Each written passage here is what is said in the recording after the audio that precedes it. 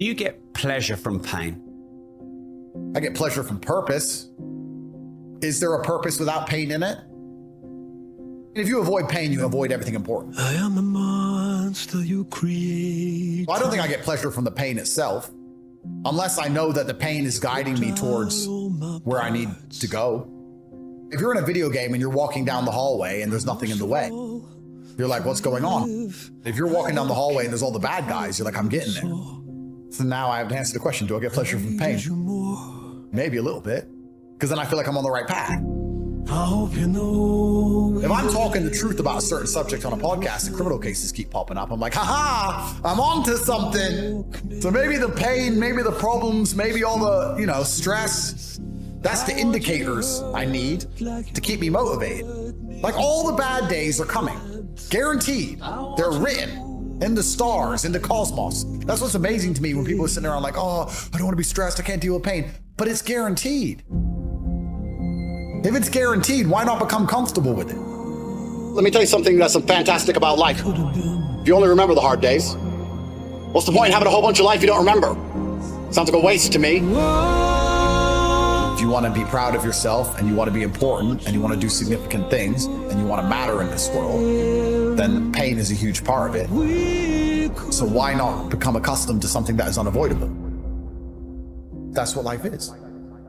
Life is pain, and it's fine. Name a single attribute for masculinity which is going to come from a place other than trauma or pain.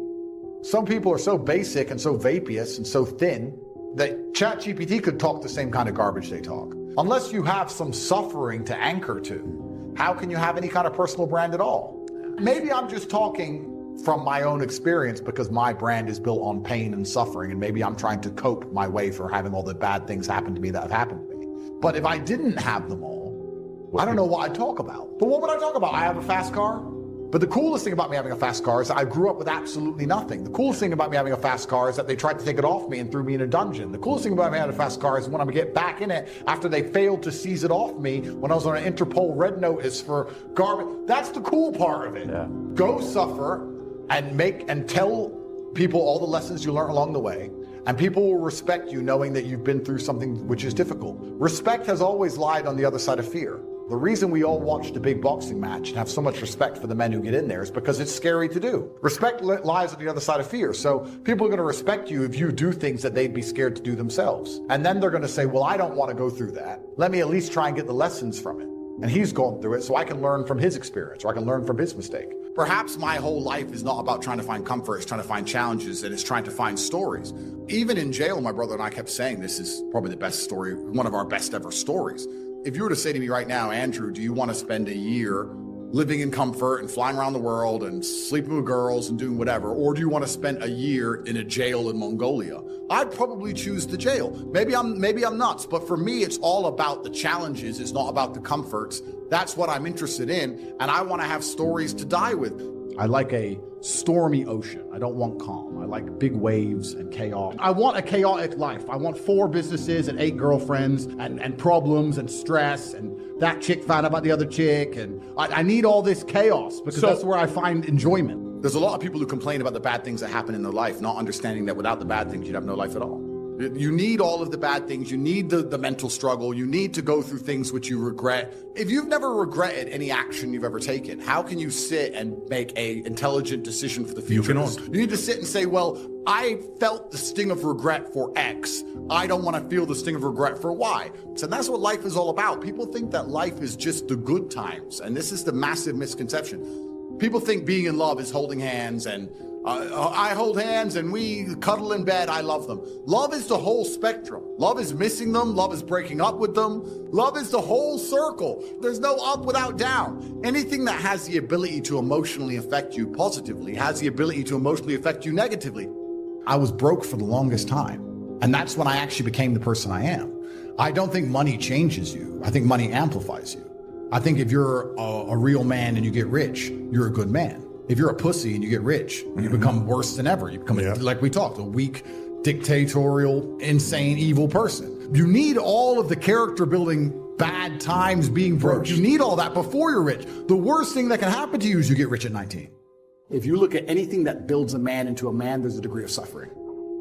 It's usually the things that made you the best version of you are usually the worst things that happen to you. Life as a man is pretty shit, and you're gonna feel shit for a pretty large percentage of the time. But you're only gonna ever escape that if you just perform regardless. As a man, you can't say, I will perform when I feel good. It doesn't work that way because our heads are too complicated and life's too complicated and there's too much stress and too much pressure. You have to be the kind of person who says, I perform regardless. I didn't miss a single day's training. I didn't miss a please. I didn't miss a thank you. I'm not saying I was happy. I'm saying I did exactly what I was supposed to do. People message me all the time like, oh, but Tate, you don't know how sad I feel. No, I know exactly how sad you feel. Difference is I used it. People often talk about depression and say I don't understand it. I will say, listen, there's been times in my life where I was fully functional as an adult. I would never label myself depressed because I don't believe in the idea of labeling myself in a negative. But there's been times in my life where I didn't give a fuck if I lived or died. There's been times in my life where I went to fight a man for money, and I didn't give a shit if I lost and even woke up again. I had nothing worth living for. I was brokey, didn't have a girlfriend, got a 2-day call to fight some world champion, had nothing else going for me, got on a plane to Dagestan, and fucking won. When are you even testing yourself in your day-to-day life? You're going to work, you're doing your job, you're sitting with your girl, you're playing video games. Where's your challenges? Where's your tests? How are you going to ever improve as a person if the most you do, perhaps, is sometimes go to the gym and follow a workout routine? There's no challenge, there's no fear, there's no consequence, there's nothing. You're never going to be at the upper echelon of masculinity unless you've been through difficult and hard things. When's the last time you genuinely felt challenged? When's the last time you sat down and thought, I have to make this work? You may not have done it your entire adult life. God doesn't like lazy people. God has created you, and he wants to see the absolute best you can be. I think that taking care of yourself and being the best possible version of yourself you can be is how you please God. I think that's one of the best ways to praise him. I think that as a man, there's always going to be a degree of pain and suffering in your journey. I don't think you're ever going to become a successful man or be good at being a man without pain and suffering. There's many times in my life where something terrible happened to me, and at the time, if I could change it, I would have. But retrospectively, you kind of look back and go, you know what? That is what God decided I needed to become who I became. It's going to be painful to get strong, painful to get rich. Your heart's going to get broken a bunch of times. You have to be prepared for the pain. If you're not ready for pain, you're never going to be anything that matters. I don't know what you've been through. I don't know how bad it hurts you. Maybe you've been through something you don't understand. Life hasn't turned out the way you'd hoped. It's painful. But I came to tell you what you are going through right now is not how your story is supposed to end. This ain't your life right here. This life you got right now, this ain't just it. You think this it? God ain't through with you. For those of you that have experienced some hardships, don't give up on your dream. Anybody can give up. But you know what that's doing? Wasting your pain. Anything worthwhile takes sacrifice and time. Every struggle is making you stronger. Every painful time, it's developing something in you that can only be developed in the tough times. We were not created to float through life on flowery beds of ease. Now quit telling yourself you can't take it. You're not weak, you are well able. The scripture says rain falls on the just and the unjust. The key is what we do in our times of pain. My challenge, don't just go through it, grow through it. The process shapes you before it rewards you. Who you become in the process is by far more valuable than all the valuables you'll ever make. And here's why. The greatest value in life is not what you get. The greatest value in life is what you become. Don't judge where your situation is right now. 8 out of 10 millionaires have been financially bankrupt. You know why? They defied the odds. When one door closes, another door opens. Don't spend time talking about what has happened to you. You got to become defiant. Keep moving. This thing has not come to stay, it's come to pass. Keep growing, keep becoming. Keep growing until you're bigger than the problem. Now, there are 2 qualities that can increase your chances of success. Number 1, patience. Number 2, persistence. Here's why. It takes time. It takes time to build a life. It takes time to develop and grow. It takes time to make changes in habit.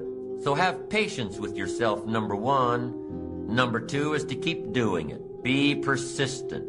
There's only one person, just one person, that will draw the line between success and failure, and that person is you.